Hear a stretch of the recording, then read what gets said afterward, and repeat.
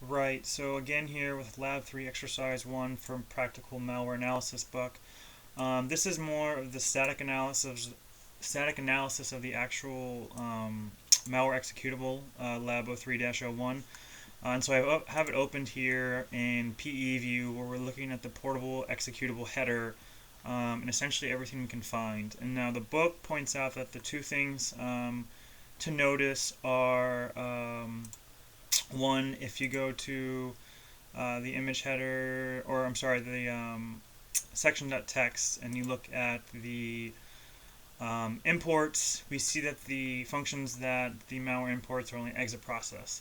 And so this is kind of supposed to be hinting that maybe this malware is packed, as not a lot of functions are imported, that being the only one.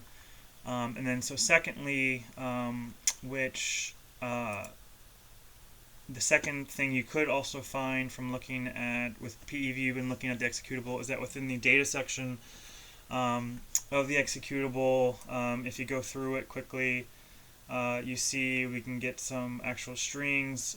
Primarily here, though, we have this starting on this line. We have a domain name, www.practicalmalwareanalysis.com. Obviously, so this is the name of the book, and so this is what their domain is for spotting like the bad domain. But since it is a string, we will find it in the data section of the portable executable. This is good because for some reason, when you actually run this malware, I can't get it to record, or I can't get it with a pate DNS whenever the malware does its domain name resolutions.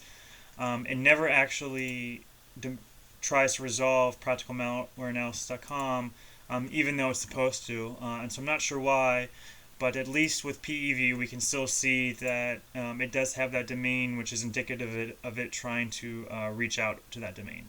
So there you go.